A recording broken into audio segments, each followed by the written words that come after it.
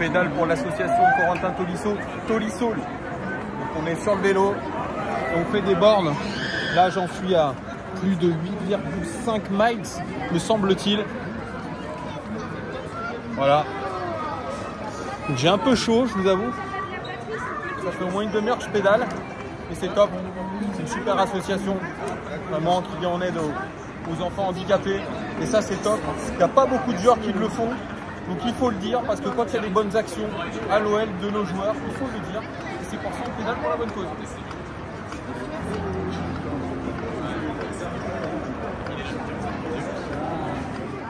Salut à tous, la team OL, tout même chaud pour Lyon Fan TV. J'espère que vous allez bien, les amis. Vous avez pu voir en introduction, je suis à la Confluence. C'est un très beau centre commercial. Moi, j'adore ce quartier de la Confluence. Et je suis venu, comme je vous l'ai dit, vous m'avez vu sur le vélo, pour l'événement caritatif de Corentin Tolisso. Je n'étais pas invité, mais je soutiens à fond ce genre d'événement, ce genre de soutien. Et je lui avais déjà dit à Coco ce qu'il fait pour les personnes handicapées, ce qu'il fait pour tous ces enfants. C'est magnifique. C'est un humain formidable, Corentin Tolisso. Il faut le dire. Il y a peu, en tout cas, de joueurs qui le font publiquement. Alors, beaucoup le font, attention, dans un cadre privé. Ils ne disent pas, ça c'est vrai. J'ai appris que Kylian Mbappé faisait énormément pour les associations, etc. Mais il le faisait dans un cadre privé, ce qui est très très bien aussi. Mais je pense que on a besoin quand même que ces événements soient publics, parce que la notoriété d'un joueur et le fait que l'événement soit public et soutenu publiquement, eh bien, ça donne encore plus de visibilité. C'est ce que je pense. Et c'est pour ça que c'était très bien que cette association Tolisso Hall, voilà, qu'a monté Corentin Tolisso et sa famille, ses amis, eh bien, soit au centre commercial aujourd'hui de la Confluence, avec, je crois, un partenaire, une salle de sport. En gros, on faisait des kilomètres et des miles plutôt, c'est en anglais, c'est pas les kilomètres. Et le but c'était de faire le maximum de miles et ça se transformait en argent. Ah, si vous voulez aussi adhérer à Tolisso, n'hésitez pas, vous allez sur internet, Tolisso, T-O-L-I-2-S, apostrophe A-2-L. Vous pouvez faire des dons et c'est vraiment absolument génial. Donc je me suis dit, bah, pourquoi pas y aller et moi rouler pour l'association, et ça me permettra aussi de rencontrer Corentin Tolisso et son entourage, sa famille, très sympathique. Coco Tolisso qui connaissait pas la chaîne. Il y en a qui connaissent pas, voilà. Il m'a dit ah ok, pas de souci. Alors je lui ai dit c'est vrai, il y a de temps en temps des critiques, mais toujours les plus objectifs possibles, surtout qu'en ce moment Corentin Tolisso est sous le feu des critiques comme beaucoup de ses coéquipiers, mais lui plus particulièrement parce qu'il fait partie de ce fameux gang des Lyonnais qui a été démenti. Son entourage d'ailleurs me l'a démenti clairement. Il n'y a pas de gang des Lyonnais. Coco il est revenu avec une seule idée, c'est de remettre l'Olympique Lyonnais tout en haut. Alors malheureusement ça ne se passe pas comme prévu, loin de là, mais en tout cas l'envie de Coco, c'est que surtout l'Olympique Lyonnais ne descende pas. Il me l'a assuré, il m'a dit on ne va pas descendre. On va y arriver. Ça a été vraiment le mot, la méthode couée aujourd'hui de l'entourage de Corentin Tolisso et surtout de l'OL en règle générale. Si vous l'avez entendu avec Santiago Cucci, on va y arriver. Mais on ne sait pas comment, mais on va y arriver. C'est surtout ça. Mais moi, ce que j'ai déploré un petit peu, et je l'ai dit à Coco, d'ailleurs, vous allez pouvoir gagner son écharpe dédicacée. J'ai une écharpe dédicacée par Coco, je la ferai gagner sur cette chaîne.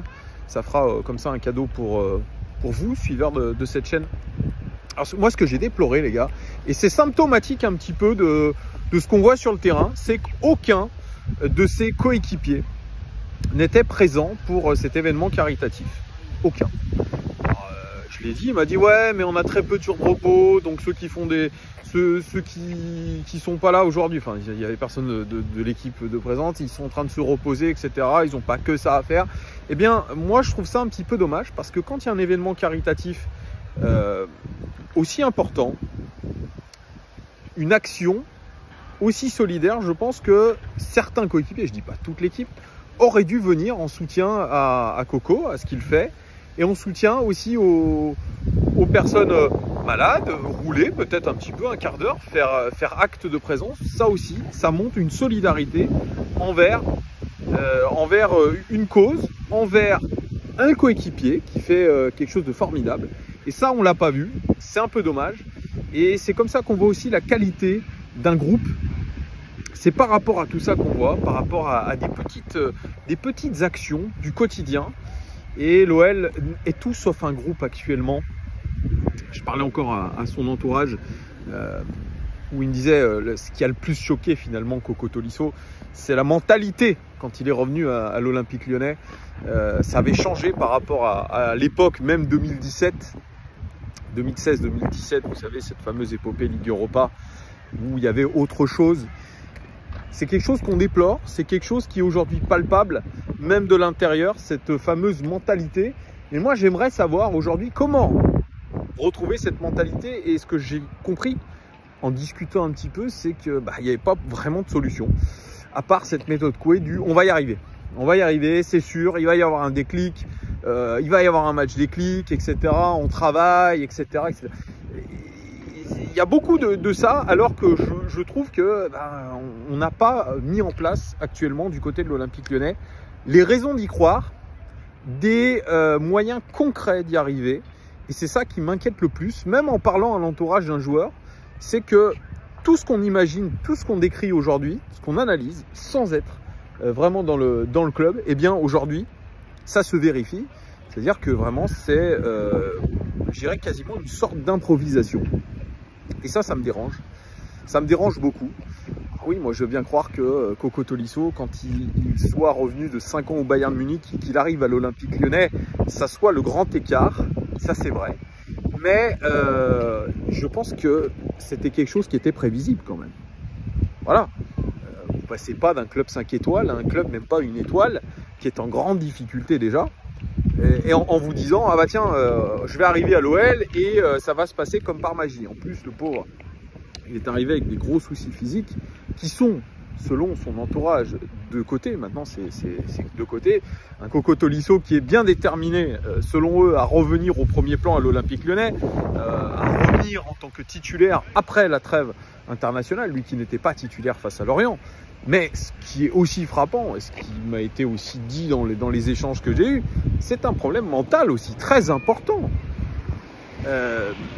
J'ai eu un petit verbatim qui est assez intéressant. Je le dis au conditionnel parce que je n'étais pas là.